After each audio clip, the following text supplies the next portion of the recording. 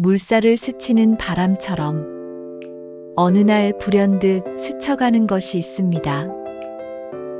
눈앞을 스치듯 지나가 놓치고 나서야 그 존재의 무게를 느끼게 되는 것들. 오늘도 바람 한 줄기가 살며시 다가와 당신의 손등을 건드리고는 말없이 저만치 흘러갑니다. 낙엽 하나가 그러하듯 잡으려 손을 뻗으면 상처만 남기고 그저 흘려보내면 손바닥이 조용히 가벼워집니다. 지금 이 순간 당신은 무엇을 붙잡고 계신가요? 이미 끝난 인연, 오래된 사진 한 장, 미처 꺼내지 못한 말들, 혹은 잊은 줄 알았던 그리움의 잔해. 그 모든 것들은 당신이 얼마나 애쓰며 살아왔는지를 증명해 줍니다.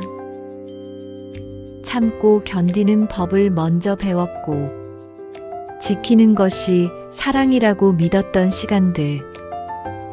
하지만 어느새 무게가 되어버린 그것들이 당신의 어깨를, 마음을 조금씩 짓누르고 있는 건 아닌지요.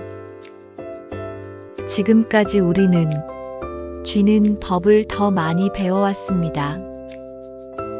포기하지 말아야 한다고, 끝까지 가져가야 한다고, 그러는 것이 책임이고 어른스러움이라고. 그러나 진짜 어른이 된다는 건 쥐는 법보다 놓는 법을 아는 순간부터 시작됩니다. 때로는 소중했던 것들을 손에서 놓아줄 때 비로소 나 자신이 살아난다는 걸 알게 됩니다. 의무가 아닌 선택으로, 두려움이 아닌 용기로, 묵직했던 마음에 조용히 바람이 스며드는 경험. 떠나보내는 연습은 그렇게 조용히 시작됩니다. 아무도 보지 않는 틈에서, 혼자만의 방 안에서, 무언가를 내려놓고 마주한 허전함 속에서. 그 시간들은 결코 약한 당신을 말하는 것이 아닙니다. 도망치는 것도 아니고 무책임한 것도 아닙니다. 오히려 그것은 자신의 내면을 가장 정직하게 마주하려는 용기입니다. 자, 이제 조용히 마음속에 물어보세요. 지금 당신 손에 들려있는 건 정말 계속 지녀야 할 것인가요? 그것은 당신을 더 따뜻하게 해주나요? 아니면 오래된 슬픔을 되새기게 하나요? 잡고 있는 것들보다 놓아주는 것들이 더 깊은 사랑일 수 있습니다. 그리고 그 연습이 당신을 조금씩 어른이 되게 할지도 모릅니다. 어느 밤 김연아는 텅 빈 링크 위에 홀로 섰습니다. 세계 챔피언의 명성, 금메달의 환호. 그 모든 환영이 서서히 얼음 밑으로 가라앉고 있었습니다. 아직도 빛나는 점프를 할 수 있었지만 그녀는 조용히 스케이트 끈을 풀었습니다. 내 무대는 이제 여기까지입니다.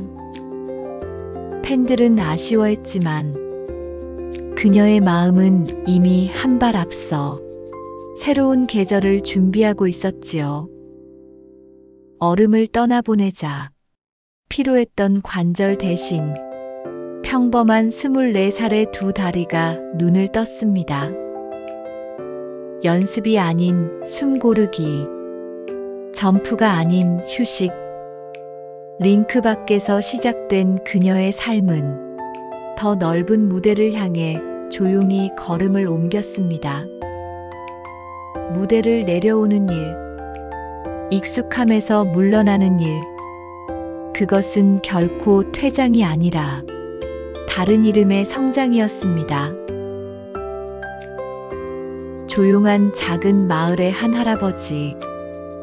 그는 서랍 속 오래된 열쇠를 내려다보며 깊은 숨을 내쉬었습니다. 아내와 40~50년을 살아온 집. 꽃무늬 벽지, 삐걱이는 마룻바닥.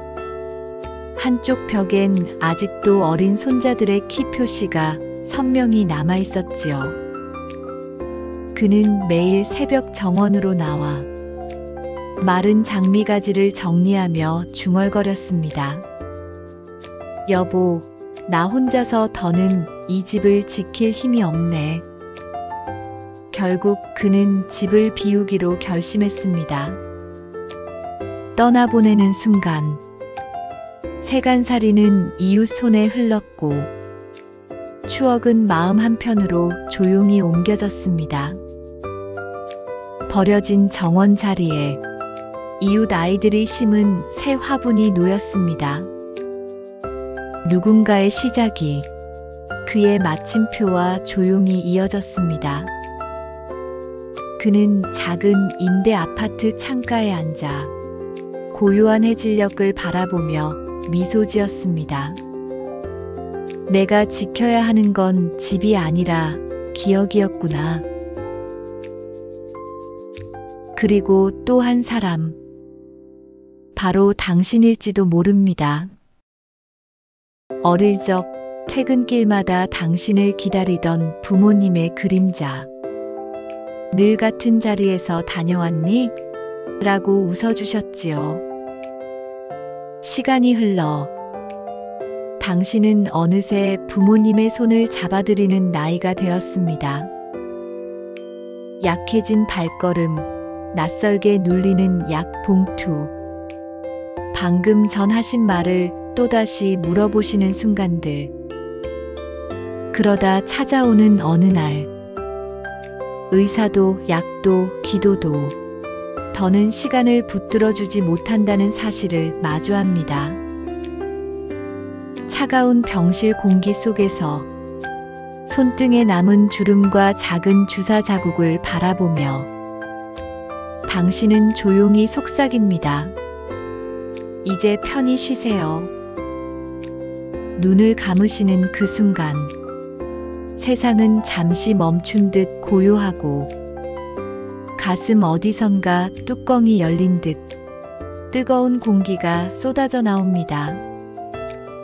집으로 돌아와 문을 여니 여전히 부모님의 냄새가 배인 옷, 고장난 라디오, 식탁 위에 놓인 컵이 당신을 맞이합니다.